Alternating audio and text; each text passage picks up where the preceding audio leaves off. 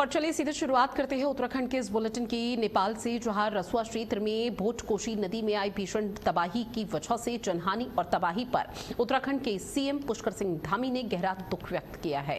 इस दौरान सीएम पुष्कर सिंह धामी ने कहा कि इस मुश्किल घड़ी में पूरा उत्तराखंड इस वक्त नेपाल के लोगों के साथ खड़ा है। उन्होंने भारत नेपाल के सदियों पुराने रिश्ते, जहां रोटी बेटी का रिश्ता कहा जाता था, उसका जिक्र करते हुए दोनों देशों के बीच साझा संस्कृति और परंपराओं को भी रेखांकित किया। मुख्यमंत्री पुष्कर सिंह धामी ने बताया कि प्रधानमंत्री नरेंद्र मोदी ने नेपाल के प्रधानमंत्री बालेन शाह के साथ बातचीत की है और हालातों की जानकारी ली है। उन्होंने कहा कि फिलहाल प्राथमिकता रेस्क्यू ऑपरेशन है, लोगों की जान है। रेस्क्यू के बाद जरूरत और परिस्थितियों के अनुसार ही उत्तराखंड से नेपाल को राहत सामग्री उपलब्ध कराने की व्यवस्था की जाएगी। हालांकि केंद्र सरकार की तरफ से भी लगातार नेपाल में 2 बार यहां पर राहत सामग्री भेजी गई है, ताकि किसी तरह से जो सुरक्षित स्थान पर पहुंचाए गए हैं वहां पर वो लोग भूखे ना रहें, किसी भी तरह से उन लोगों को दिक्कत ना होने पाए। लेकिन इस बीच उत्तराखंड के मुख्यमंत्री पुष्कर सिंह धामी ने भी कहा कि नेपाल में जो तबाही का मंजर देखने को मिला है उससे बहुत ज्यादा दुखी हूं, बहुत ज्यादा व्यथित हूं। उन्होंने कहा कि भारत सरकार लगातार राहत सामग्री पहुंचा रही है। प्रधानमंत्री नरेंद्र मोदी ने नेपाल के प्रधानमंत्री बालेन शाह के साथ मुलाकात भी इस दौरान फोन पर बातचीत की है और बातचीत के माध्यम से लगातार वहां के हालातों की जानकारी भी ली जा रही है। नेपाल में जो तबाही का मंजर है उसको लेकर फिलहाल प्रशासनिक अमला रेस्क्यू यहां पर चला रहा है। कड़ी मशक्कत करनी पड़ रही है, लेकिन उनको और ज्यादा परेशानी ना हो उसको लेकर भारत सरकार की तरफ से विशेष कदम उठाने की बात भी की जा रही है और राहत सामग्री पहुंचाने का प्रयास किया जा रहा है। और इसी के चलते सीएम पुष्कर सिंह धामी ने कहा कि अगर आगे हुआ तो फिर जब हालात यहाँ पे थोड़े से ठीक होते हुए नजर आएंगे तब उत्तराखंड भी मदद के लिए हाथ आगे जरूर बढ़ाएगा, क्योंकि इस वक्त नेपाल के लोगों की जनहानि को लेकर प्राथमिकता यही है कि वो लोग सुरक्षित रहें, किसी भी तरह से उनको कोई दिक्कत ना होने पाए। और उसी को लेकर इस दुख की घड़ी में नेपाल के साथ पूरा उत्तराखंड खड़ा है, सीएम पुष्कर सिंह धामी की तरफ से कहा गया। हमारा तो देखिए बहुत ही दुखद घटना हुई है और नेपाल हमारा पड़ोसी देश भी है और साथ ही जो है हमारा पूरे इस पूरे सीमांत क्षेत्रों में रोटी बेटी का संबंध है, बड़ा भावनात्मक संबंध है। हमारे सबकी एक जैसी पद्धतियां हैं, पूजा पद्धति से लेकर तमाम प्रकार का कल्चर हमारा एक जैसा है, संस्कृति एक जैसी है और बहुत दुखद घटना हुई है और बहुत ही भयंकर त्रासदी वहाँ पर आई है। हमारे प्रधानमंत्री आदरणीय मोदी जी ने वहाँ के प्रधानमंत्री जी से बात की है और उत्तराखंड चूंकि हमारा समीप का है और यहाँ के लोगों का बहुत जुड़ाव भी है, आपस में रिश्ते भी हैं, तो हर तरीके से हम लोग इस आपदा की घड़ी में नेपाल के साथ खड़े हैं और जैसी भी अभी व्यवस्थाएं बनेंगी, जिस प्रकार की वहाँ पर आवश्यकताएं होंगी, अभी तो रेस्क्यू अभियान चल रहा है तो उसमें हम लोग पूरी तरह से हर तरह से। साथ ही चंपावत में रक्षाबंधन के खास मौके पर मुख्यमंत्री पुष्कर सिंह धामी ने मुख्यमंत्री सशक्त बहना उत्सव 2026 में शिरकत की है। रामलीला मैदान धूरा में आयोजित कार्यक्रम के दौरान मुख्यमंत्री पुष्कर सिंह धामी ने जिले के विकास के लिए 62.97 करोड़ की 50 परियोजना का लोकार्पण और शिलान्यास किया है। इनमें 11.08 करोड़ की 20 योजनाओं का लोकार्पण और 51.89 करोड़ की 30 योजनाओं का शिलान्यास शामिल है। साथ ही योजनाओं से सड़क, पेयजल, सिंचाई, बाढ़, सुरक्षा और धार्मिक पर्यटन के बुनियादी ढांचे को मजबूती मिलेगी। मुख्यमंत्री पुष्कर सिंह धामी ने मातृशक्ति से रक्षा सूत्र बंधवाकर रक्षाबंधन की शुभकामनाएं दी हैं। उन्होंने कहा कि सरकार महिलाओं को शिक्षित, सुरक्षित, आत्मनिर्भर और आर्थिक रूप से सशक्त बनाने के लिए प्रतिबद्ध है। कार्यक्रम में महिलाओं को उपहार भी इस दौरान बांटे गए हैं और ये तस्वीरें आपको दिखा रहे हैं जहां पर सीएम पुष्कर सिंह धामी, आपको बता दें कि एक कार्यक्रम में पहुंचे जहां पर तमाम जो प्रदेश की महिला कार्यकर्ता थी वो भी यहां पर पहुंची और सीएम पुष्कर सिंह धामी के हाथ पर उन्होंने कलाई पर राखी भी बांधी है। इसके साथ ही सीएम पुष्कर सिंह धामी की तरफ से कई बड़ी सौगात भी यहां पर दी गई है और ऐसे में जब उनको संबोधित किया गया तो उनको बताया कि पहले उत्तराखंड की दशा क्या थी और उत्तराखंड निरंतर किस तरह से बदलाव कर रहा है। लखपति दीदी से करोड़पति बनाने का जो लक्ष्य है उसमें लगातार महिलाएं आत्मनिर्भर हो रही हैं, सशक्त हो रही हैं। चंपावत को 62.97 करोड़ का ये बहुत बड़ा तोहफा दिया गया है। रक्षाबंधन के त्योहार से पहले 50 विकास योजनाओं का लोकार्पण शिलान्यास किया गया है और मातृशक्ति से रक्षा सूत्र बंधवाते हुए नजर आए। इसके साथ ही चंपावत की जो भी यहाँ पर संस्कृति रही है, जो भी परंपरा यहाँ पर रही, उसको भी यहाँ पर सीएम पुष्कर सिंह धामी के साथ उन चंपावत वासियों ने बांटा है और छोटे छोटे बच्चों से भी मुलाकात करते हुए सीएम धामी नजर आए हैं।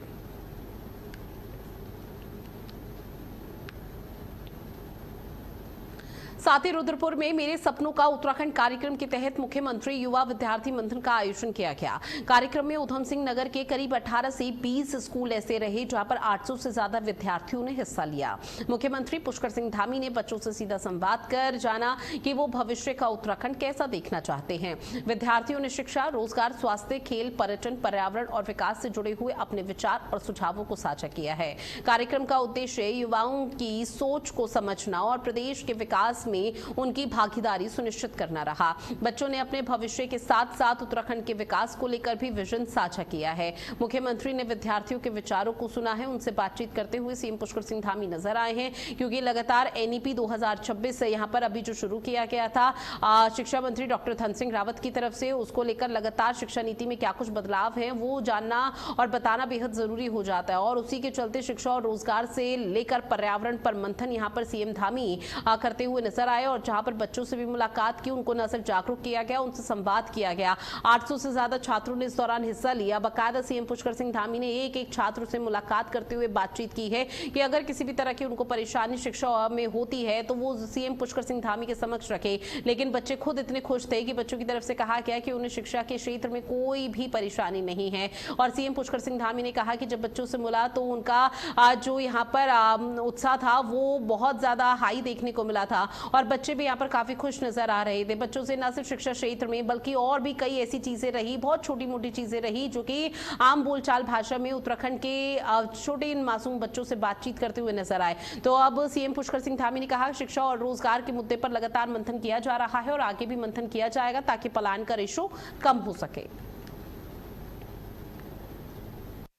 वो हमने उनसे एक निबंध प्रतियोगिता एक इस तरह की जिसमें अपने सभी बच्चे जो है मेरे सपनों का उत्तराखंड कैसा हो अपने विचार लिखें और भेजें। और इसमें मैं देख रहा हूँ कि 2,64,000 से भी अधिक बच्चों ने इसमें भाग लिया है और एक से एक अच्छे उनके उसमें सुझाव भी आए हैं। उनके मन में जो इच्छा है उन्होंने लिखी है और उनका एक विजन भी इसमें दिखाई देता है कि किस प्रकार का उत्तराखंड होना चाहिए। और हमारी भी सोच है कि हमारे बच्चे जो आज के बहुत जागरूक हैं, पूरे देश और दुनिया से कनेक्ट हैं और हर गतिविधि हर जानकारी उनके पास होती है, अच्छे सुझाव होते हैं, क्रिएटिव उनके आइडियाज होते हैं, उस उन सभी को हम लोगों ने संकलित। मुख्यमंत्री पुष्कर सिंह धामी ने मुख्यमंत्री आवास में उत्तराखंड की लोक संस्कृति और लोक आख्यानों पर आधारित फिल्म बाला गौरिया की टीजर और पोस्टर का लोकार्पण किया। आपको बता दें कि हिमाद्री प्रोडक्शंस के बैनर तले बन रही ये फिल्म न्याय देवता गोलजू के बाल जीवन पर आधारित है। मुख्यमंत्री ने कहा कि ऐसी फिल्में उत्तराखंड की समृद्ध लोक संस्कृति, लोक परंपराओं और लोक देवताओं की विरासत को नई पीढ़ी से जोड़ने के साथ ही देश दुनिया तक पहुंचाने में अहम भूमिका भी निभाती हुई नजर आएगी। उन्होंने कहा कि राज्य सरकार उत्तराखंड को फिल्म निर्माण और फिल्म पर्यटन का प्रमुख केंद्र बनाने के लिए लगातार प्रयास कर रही है।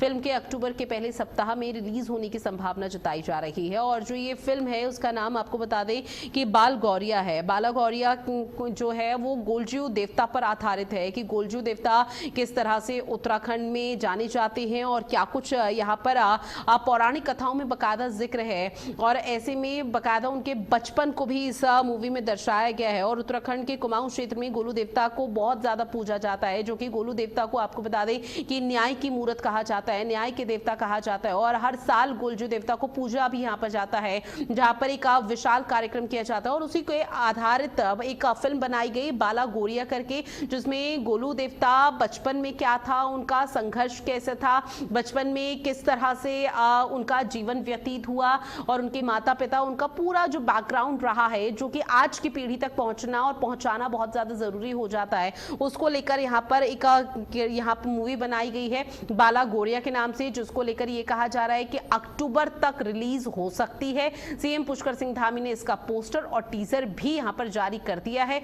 बकायदा फिल्म निर्माता और तमाम जो लोग हैं वो भी यहाँ पर पहुंचे और उनकी तरफ से कहा गया कि लोक संस्कृति को एक नई पहचान मिलेगी और सीएम पुष्कर सिंह धामी ने कहा कि फिल्म पर्यटन को बढ़ावा भी लगातार धामी सरकार की तरफ से दिया जा रहा है।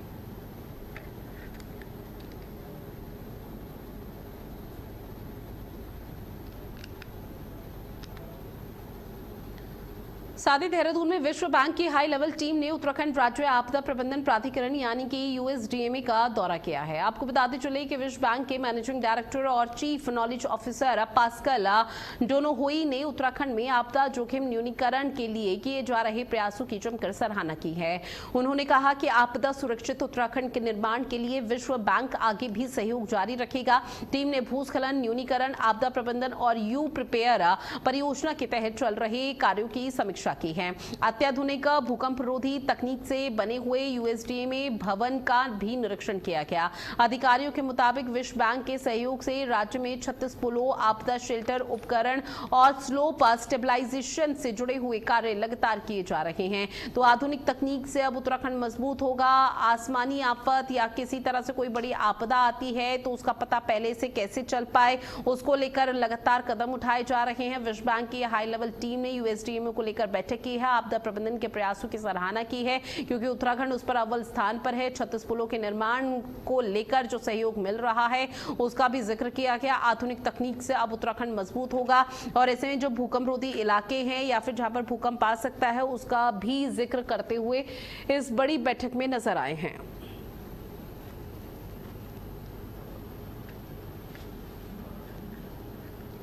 और ऐसे में Uttarakhand state emergency operation centre की बड़ी बैठक आपकी टीवी स्क्रीन पर, जहां आपको बता दें कि इस बैठक के माध्यम से विचार विमर्श का सिलसिला देखने को मिला।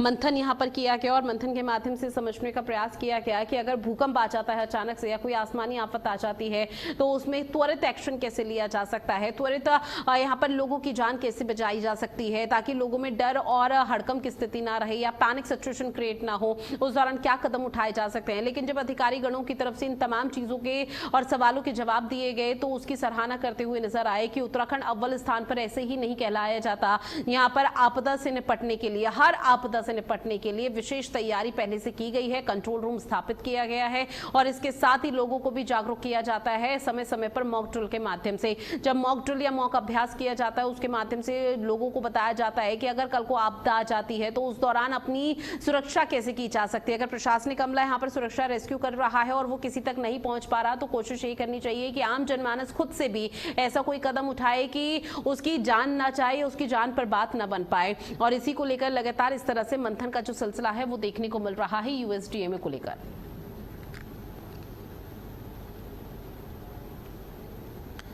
वहीं देहरादून में मुख्य सचिव आनंद बर्धन से विश्व बैंक के एमडी और चीफ नॉलेज ऑफिसर पास्कल डोनोहोई ने प्रतिनिधि मंडल के साथ एक बड़ी मुलाकात की है, जो ये मुलाकात बेहद महत्वपूर्ण मानी गई है। इस बैठक में उत्तराखंड के दीर्घकालिक विकास, शहरीकरण, जलवायु परिवर्तन, जल प्रबंधन और आपदा प्रबंधन पर चर्चा हुई। मुख्य सचिव ने नदियों के पुनर्जीवन और जल स्रोतों के संरक्षण और रेन वाटर हार्वेस्टिंग के लिए विश्व बैंक से वित्तीय और तकनीकी सहयोग मांगा।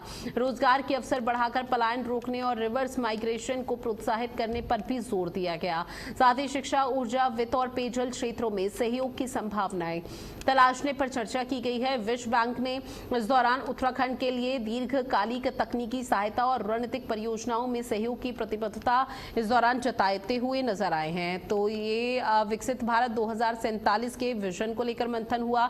विश्व बैंक के साथ उत्तराखंड के विकास पर मंथन हुआ और ऐसे में जल संरक्षण के लिए भी तकनीकी सहयोग मांगा गया। मुख्य सचिव आनंद बर्धन ने यहाँ पर बातचीत की है कि पलायन को कैसे रोका जा सकता है और जो यहाँ पर डेलीगेशन था उन्होंने यहाँ पर मुख्य सचिव आनंद बर्धन के साथ मुलाकात की है और ये मुलाकात बेहद महत्वपूर्ण कई मायनों में रही है, जहाँ पर तमाम मुद्दे हैं और पलायन का जो रेशो है वो धीरे धीरे कम होता हुआ नजर आया है और उसी को लेकर लगातार कोशिश यही की गई कि विश्व बैंक के प्रतिनिधि मंडल ने जो सुझाव दिए हैं या सुझाव लिए हैं उसको अमल पे कैसे लाया जाए।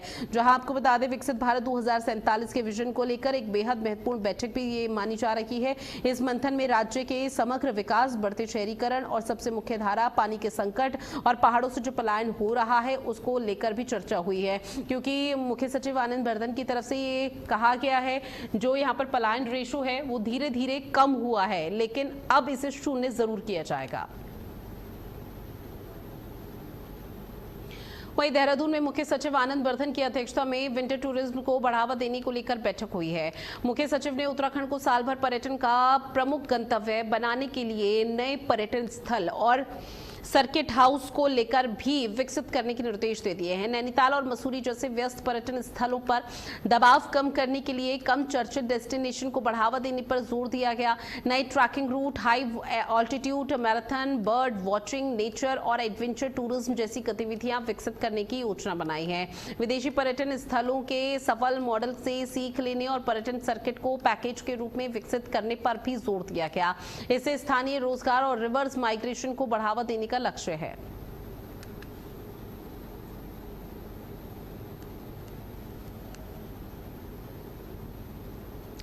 साथ ही देहरादून में पूर्व सैनिकों के प्रतिनिधि मंडल ने सैनिक कल्याण मंत्री गणेश जोशी के साथ मुलाकात कर समान कार्य के लिए समान वेतन की मांग उठाई है। पूर्व सैनिक ने बताया कि ऊर्जा विभाग के तहत यूपीसीएल, यूजेवीएनएल और पिटकुला में काम करने वाले पूर्व सैनिकों को समान कार्य के बावजूद समान वेतन का लाभ नहीं मिल पा रहा है। जहां इस संबंध में प्रतिनिधि मंडल ने मंत्री को एक ज्ञापन भी सौंपा और इसके साथ ही समस्या के समाधान की मांग की है। मंत्री गणेश जोशी ने मामले को गंभीरता से लेते हुए सकारात्मक कार्रवाई का भरोसा दिया है। उन्होंने कहा कि जल्द ही संबंधित अधिकारियों और पक्षकारों के साथ बैठक की जाएगी और समस्या के समाधान के लिए आवश्यक और ठोस कदम भी उठाए जाएंगे।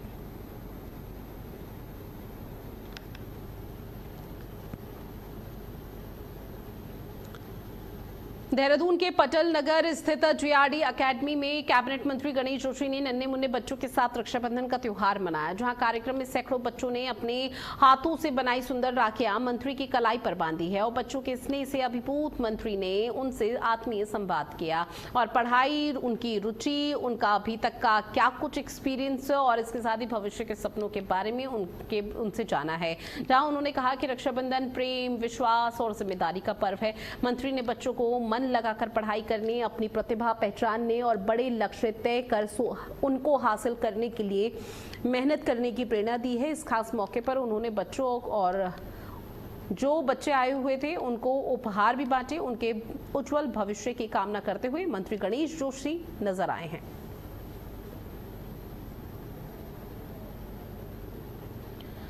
तो देखिए, मंत्री गणेश जोशी एक खास कार्यक्रम में पहुंचे जहां स्कूली छात्राओं ने और छोटे छोटे जो बच्चे थे उन्होंने उनकी कलाई पर रक्षाबंधन के इस पावन त्योहार को लेकर रक्षा सूत्र बांधा। अब इसके साथ ही मंत्री गणेश जोशी की तरफ से कहा गया जो रक्षाबंधन का त्योहार है वो प्रेम का है, विश्वास का है और उन जो बच्ची है उनकी सुरक्षा को लेकर है और इसकी जिम्मेदारी लगातार वो निभाते रहे हैं और आगे भी निभाते रहेंगे। और सत्ता पक्ष की तरफ से जो कदम उठाए जा रहे हैं उसका जिक्र भी किया गया। साथ ही इन बच्चों से मुलाकात कर उनसे संवाद कर उनकी शिक्षा, उनकी पढ़ाई लिखाई, उनके भविष्य में क्या उनको बनना है, उनका लक्ष्य क्या है, इन तमाम चीजों के बारे में मंत्री गणेश जोशी जानते हुए नजर आए।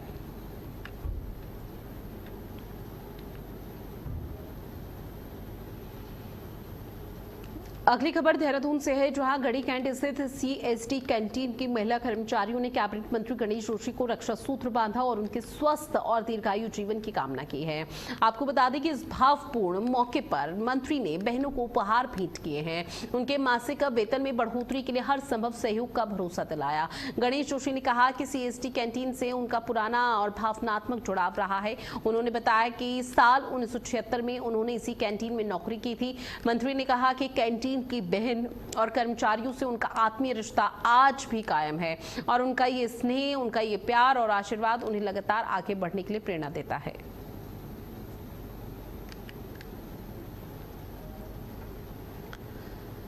वहीं कोटद्वार में रक्षाबंधन का उत्साह चरम पर देखने को मिल रहा है। विधानसभा अध्यक्ष और क्षेत्रीय विधायक ऋतु खंडूड़ी भूषण ने क्षेत्रवासियों के साथ रक्षाबंधन मनाकर शुभकामनाएं दी हैं। कैंप कार्यालय में आयोजित कार्यक्रम में उन्होंने पार्षद और अन्य लोगों की कलाई पर रक्षा सूत्र बांधा है। इसके बाद भाबर क्षेत्र में मालिनी, गौरव सेनानी और पूर्व अर्धसैनिक बल संगठन के कार्यक्रम में पहुंचकर पूर्व सैनिक भाइयों को भी रक्षा सूत्र बांधा गया। जहां ऋतु भूषण खंडूड़ी ने कहा कि रक्षाबंधन भाई बहन के प्रेम और विश्वास का पर्व है। उन्होंने लोगों से समाज की हर महिला को बहन समान मानकर उनकी रक्षा का संकल्प लेने की अपील की है। साथ ही पूर्व सैनिक और उनके परिवारों के कल्याण के लिए हर संभव सहयोग का भरोसा दिया।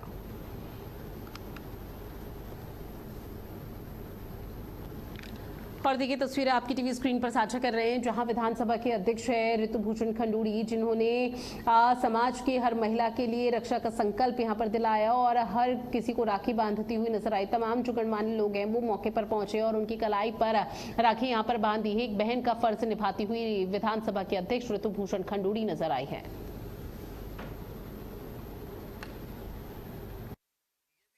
महत्वपूर्ण त्योहार रक्षाबंधन हम लोग मनाते हैं। बहन भाई का अटूट प्यार इस त्योहार में झलकता है, दिखता है। जहां बहन अपना प्रेम, आशीर्वाद और सम्मान अपने भाई को देती है, वहीं भाई भी रक्षा करने का प्रण लेता है अपनी बहन का। तो बहुत ही सुंदर, हमारे धर्म का बहुत ही सुंदर एक त्योहार है और हम सब खूब जोर शोर से इसको मना रहे हैं। आप जैसे देख रहे हैं, सारी बहनें भाई सब पहुंचे और देखिए कितनी सारी राखी। ये प्रेम का सूत्र है, आपस में अच्छे से मिलजुल के रहने का सूत्र है। वहीं बड़कोट में रक्षाबंधन का पर्व उत्साह और उल्लास के साथ मनाया जा रहा है, जहां बीजेपी प्रदेश मीडिया प्रभारी मनवीर सिंह चौहान की अगुवाई में आयोजित कार्यक्रम में गंगा और यमुना घाटी समेत दूर दराज के इलाकों से बड़ी संख्या में महिलाएं पहुंचती हुई नजर आई। साथ ही महिलाओं ने मनवीर सिंह चौहान की कलाई पर राखी बांधकर रक्षाबंधन की शुभकामनाएं दी हैं। कार्यक्रम में स्थानीय महिला संगीत मंडलियों और लोक कलाकारों ने भजन कीर्तन और सांस्कृतिक प्रस्तुतियां दी हैं। प्रसिद्ध लोक गायिका मीना राणा की प्रस्तुति पर लोगों ने जमकर नृत्य भी किया है। मनवीर चौहान ने बहनों के स्नेह को सनातन परंपरा और भाई बहन के पवित्र रिश्ते की पहचान बताया, जहां उन्होंने क्षेत्र के विकास के लिए हर संभव प्रयास का भरोसा भी दिया है। और देखिए भारी संख्या में जो तमाम महिलाएं हैं वो यहां पर पहुंची हैं और इन्होंने रक्षा सूत्र बांधा है और इसके साथ ही मनवीर सिंह चौहान ने उनकी रक्षा और सुरक्षा का संकल्प लिया है।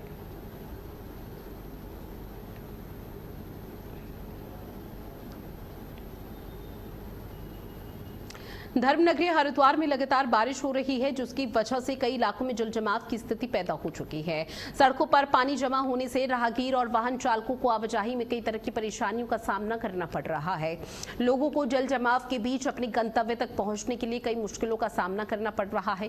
लगातार बारिश से जहां पर मौसम सुहावना हो चुका है, तो वहीं शहर के निचले इलाकों में पानी जमा होने से स्थानीय लोगों की दिक्कतें बढ़ गई हैं। कई सड़कों पर आपको बताते चले जल भराव के कारण यातायात की रफ्तार भी प्रभावित हुई है, जहां बारिश के बीच लोगों को जरूरी कामों के लिए सावधानी से बाहर निकलना पड़ रहा है।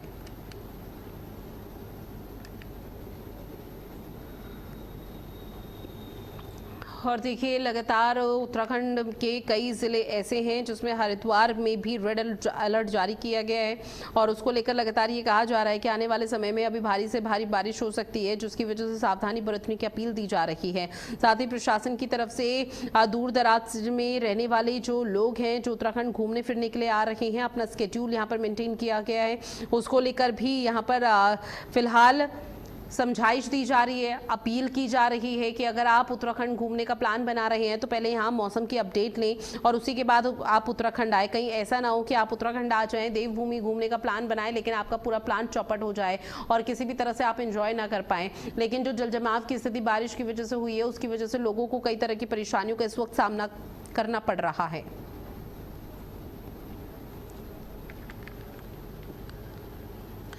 अगली खबर, जहां बद्रीनाथ राष्ट्रीय राजमार्ग पर विष्णुप्रयाग और मारवाड़ी पुल के बीच मलबा आने और सड़क धंसने से यातायात बाधित हो गया। आपको बता दें कि जो रास्ता है पूरी तरह से बंद हो चुका है। अवरुद्ध होने से बद्रीनाथ धाम जाने और लौटने वाले यात्रियों को कई तरह की परेशानियों का सामना भी करना पड़ रहा है। पहाड़ी क्षेत्र में लगातार बारिश के बीच सड़क धंसने और मलबा आने की घटना सामने आई है। हाईवे पर वाहनों की आवाजाही फिलहाल प्रभावित हो रही है। साथ ही यात्रियों की सुरक्षा को देखते हुए मौके पर स्थिति का जायजा भी लिया जा रहा है और रास्ते को खोलने के प्रयास लगातार किए जा रहे हैं। बद्रीनाथ राष्ट्रीय राजमार्ग पर सफर करने वाले यात्रियों से सतर्कता बरतने और स्थानीय प्रशासन के निर्देशों का पालन करने की अपील की गई है।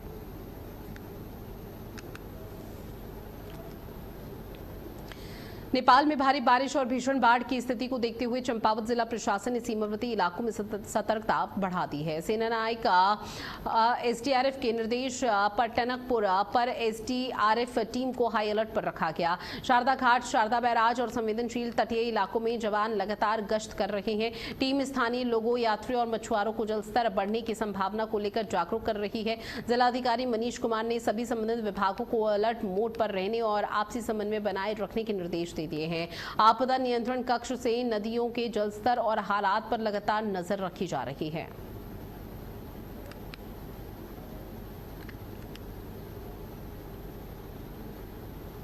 और चलिए उत्तराखंड के इस खास बुलेटिन में इतना ही। देश और दुनिया की बड़ी खबरों के लिए आप बने रहिएगा भारत अपडेट के साथ। नमस्कार।